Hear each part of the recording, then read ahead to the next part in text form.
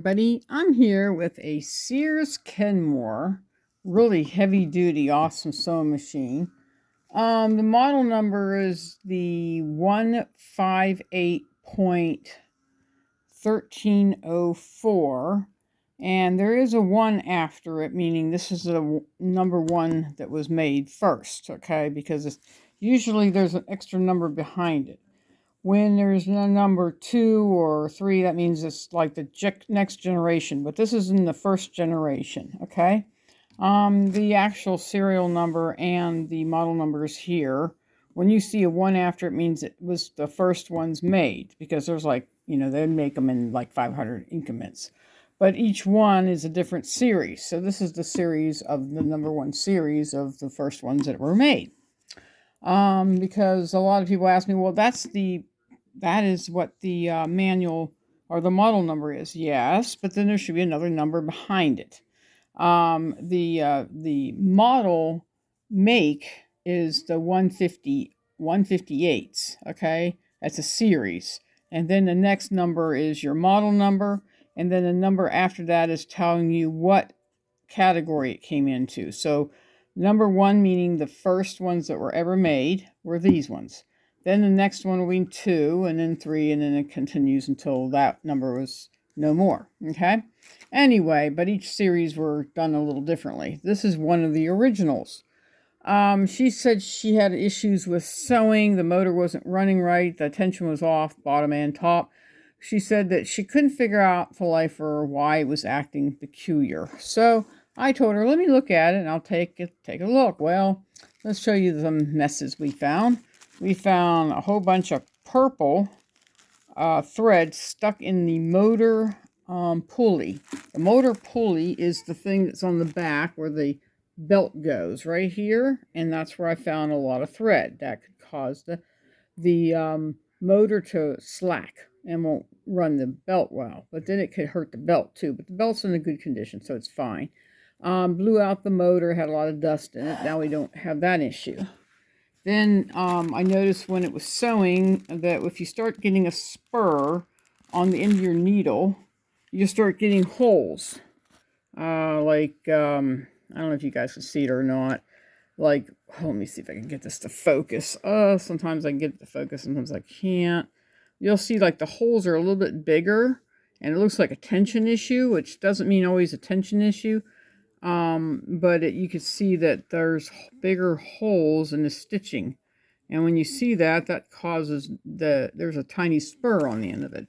If it's a larger spool, it won't sew at all. It won't even let you catch, because the spur would be bending up this way and causing that thread not to catch. So I told her what we need to do is change the needle. As soon as I did, the holes disappeared. There's no more holes. Everything looks good. I mean, you still have holes because it's punching holes into the fabric, but you don't notice them as much. I found a lot of dust bunnies and old grease and a crinkled up pin stuck inside of it. And other than that, I got rid of all the black grease. I don't really like the black grease. Back in the day, yeah, black grease was a big thing and everybody actually used it. But then nowadays you're finding out that better not to have the machine running underneath that, because it does make it, it restricts it in a little bit. So I've been using an oil that I recommend. I use this one a lot.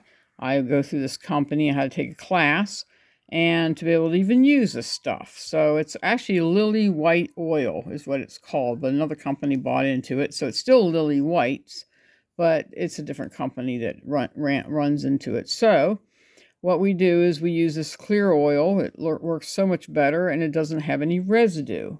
Okay, now let's see. We're going to start going over this sewing machine a little bit. She's got one of the newer spools on it, so you can start from the front or the back. If the older spools with the wooden tops or whatever, where it has a cut in it, then you have to always make sure it's in the back, okay? When you want to make a bobbin, okay, the bobbin tire is a little bit worn, but it can go a little longer. I wouldn't change it out until it starts chipping or breaking. Right now it's still a little bit worn, but it's still good.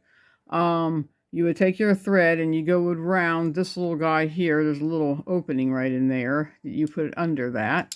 I don't know if you can hear how I can lift it up on it, but you put it over that in a crisscross manner. You put your bobbin in here, and then you click this part, not this part. A lot of them you click this part, but you click this part over, and then you untighten the clutch, and then it'll wind when you push your presser foot, the foot that you push down to make it run, will run it, okay? When it fills up, sometimes these ones would click off. But if it didn't click off, then you would have to do it yourself. You have to watch it, okay? Don't let it get tangled up in the bottom or thread. Sometimes the thread will get stuck, into the belt itself and get caught in the pulley system. We don't want that in there, okay? Then you click it off and you take your bobbin. This is a side view of a bobbin casing when the casing goes in on the side. So still underneath, but it's on the side, okay? And then you want to make sure it's hooked in there correctly, okay? Then when you want to thread it, you can start it from the back or the front on these spools. But if you have an older spool, you start it from the back. And you come here and you put it in through this corkscrew to this corkscrew. Down to the tension, you need to stop. Do not put it in the tension. The tension's too tight. See how tight it is? You can't get it open. As soon as you pick up the foot, this opens up. You wanted to put it between the two cymbals, or symbols right in there. You put it between the two. You swing around this way, pull up, then pull back, and it gets hooked up into this little wire. Then you go into this guy, into the uptake. This is called your uptake. This is what's going to pull it through the tension of the machine. Then down into this little area, into this one.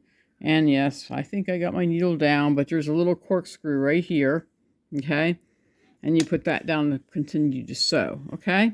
This one does have an opening for your light bulb if you ever need to change out your light bulb. This is your foot pressure. When you're doing cottons, you want to do halfway. If you go all the way down, that's doing denim or blue jean material. All the way up means like lacy or stretchy or some kind of material that it's not going to get caught in the machine down here. This is your foot pressure. See, right now it's loose, okay? That means it'll go over the material without snagging it. If you want to go into it to doing your cotton, now it's got a hold on it. See, I'm barely pick up on it. It's going to hold this fabric to where it needs to stay. If you go all the way down, that makes the foot push down the pressure to push down those denim pants so you can send that through. But you always want to make sure you have the right needle. Don't use the wrong needle. Don't use a 12 in with a denim. You need at least a heavy 14. Now I have a lightweight 14 in there for cotton. There's several different layers of cotton, but that's a lightweight. Then you got your heavyweight. Your heavyweight, I think I'm selling her one. There's the heavyweight. They're a little bit thicker, okay? And then she's got some of those other ones are 12s for basic cotton. You can use this 14 for basic cotton. It's not meant for, there's two different levels of 14 to 12s. Some people would use 11s, but 11s are more for a lighter weight material, and this is kind of a heavy material with a stabilizer in it, so you want to make sure you got a little bit thicker one. This is your reverse. Here you push this down to give you a reverse. This here is your length. This is your width, and this is where you want to put it to do different stitching. This is to drop your feed dogs. This is your turn on button, so now we just turned it on. This is your tension that runs the bottom, okay? Your tension, top tension is bottom tension, okay? The top tension's run by the bottom casing. There's a little thing on it that you can see there's a screw. And if it ever gets too loose, you want to make it as tight as you go and then come back 3 half turns. That will give you back the position for polyester or cotton thread. Okay, now let's see. Anything else I got to go over this? I want to make sure I hit every basics on it. I think I did talk about everything. When you oil it, you want to make sure you have your manual or download a manual because it tells you how to oil your sewing machine in the back. Let me think I could show it really quick. It tells you all the parts that you need or anything like that. She's actually looking for a button holder, but I told her I don't know if I have one. I have to look. It tells you what to do, like problem solving. Tells you how to, oh, here it is. This is how you oil it. Shows you all the arrows where you need to oil, This talks about, you know, how to remove the lint out of this area. So this one's more explanatory than the ones that long time ago. They cut a lot of this stuff out, so you don't know anything. You have to take it to someone like me to fix it and clean it for you. But see, these are the original books. These ones have all the details you need to know about your sewing machine. But all this stuff will go back to her. Shows you how the hole's punching. All her trash whatever comes out of the machine goes back to her. So she can see what's going on with her machine. I don't like to keep anything. She's ordered a bunch of needles. The universal needles is what's for. If you need bobbins, you need a size 15 regular. Kenmore. 15 regular, not 15J. 15J runs the Singers. 15 regular, which is a metal bobbin. Let me see if I have any. Just to show you guys. Oh yeah, here's one. It looks like this. Okay, sometimes they have bigger holes in them, but that is a regular size 15. They only take I wouldn't use plastic. They break in this machine too easily. I would just stick with the metal. Okay, so it goes back over there. All right, let's go on. We're going to show you what it sounds like. I got it running really well. It sounds like a brand new machine. Got it on basic straight stitch right now. It sounds so much better. I don't know what it sounded like before. I don't usually run them until I get them all cleaned up and everything. So we always do that. We like to clean it before I run them. Reverse works. You come over here and you push this down like this, and then reverse will go in reverse. And you go, let it go, and it goes forward again. There you go. And there's your thread, and it's stitching perfectly. I put it on between a 3 and a 4, which is kind of like a basic sewing or base stitch. Base stitch is actually 4. This is in between. I'm just doing it that way so you guys can see the stitching, because it's hard to see it if you go too small. Stitching looks good. Looks good down here, not puckering. Looks like it's in fantastic condition. Now I know a lot of people ask me, well, what's these machines do, you know, when you put them on other things? Okay, well, let's see. I think it's the middle. It looks like middle, but that's single stitch. And this in here does a, you know, that stitch I like so much. It zigzags and it like tapers. Well, that's the stitching. Let's see if I get this right. You turn it this way, and then you want to change this to about a 3. And you'll see you'll see it jumping and just doing its thing. Oh no, that's a little differently than I thought. Let's see, I think that's just, yeah, that's the staggering zigzag. Yeah, that knocking noise is actually the spool banging against the 4th. Okay, so don't freak out. You're thinking, what is it doing? No, it's the spool, nothing else. Okay, so that was what that one does. See, I was sitting there looking at it and said, well, let's just try these for the fun of it. Okay. Then if you turn it all the way over here, which looks like B, let's see what it does now. I know they do different stitches. Yeah, that's the one that does like small stitch and then bigger stitch. Okay, I had it doing all kinds of things. I was doing it on here where I was doing that one there, and then I went and did the smaller stitching, and just to see what it does. Okay, so it doesn't do really that much difference. Okay, and then if you leave it, well, no, you don't want to do that. You want to go longer and go back this way to this stitching here. And let's see. Yeah, it's still going to do what it was doing before. Okay, and then if you go to single, then it will just do basically zigzag. Now, if it seems like it doesn't want to go, that's just because it's an older machine. And it hasn't done it in a long time, so, and now it's running perfectly. Doing my zigzag. This is basic zigzag. Now, when you see that, like, dropping a little bit like that, means the tension needs to be turned. So you want to put the needle in highest position. The foot has to stay down when you move this tension. So you want to make the tension a little bit more tougher. Because what's going on when it zigzags, it's changing the way it zigzags. So we're going to do that and see if it does any better. Yeah, there it goes. All right, so now it's not dropping, it's actually zigzagging. So sometimes you have to turn this. Let's see, we'll turn it some more. I think I had it on number 6 when I was doing this to make sure. No, I just got to make sure it's going to lag a little bit. That's normal. Okay, let's go to a look. See how it changed it? Now that's too much. If you're doing too much tension, it'll pull. So we gotta make sure, all right, can't move that until I want to show you how to do this so you guys learn, okay? Now, if it's pulling too much tension, it's causing that pulling up like that, okay? Then you want to go ahead and lessen the tension. If I can get it to go, come on, there you go. Now I bet your money will zigzag perfectly. See, now it's zigzagging perfectly. Yep. See, so it all depends how you move this. Okay, we'll make sure we move this back so we can go back to straight stitch and lift up the foot and that. Okay, so anytime you want to move this, this needle needs to be up and this foot needs to be down, okay? In order to move your tension. If you move it without and having this up, it kind of like there's chambers, and if it doesn't click in, it'll like mess up and then you'll be going crazy the rest of your life.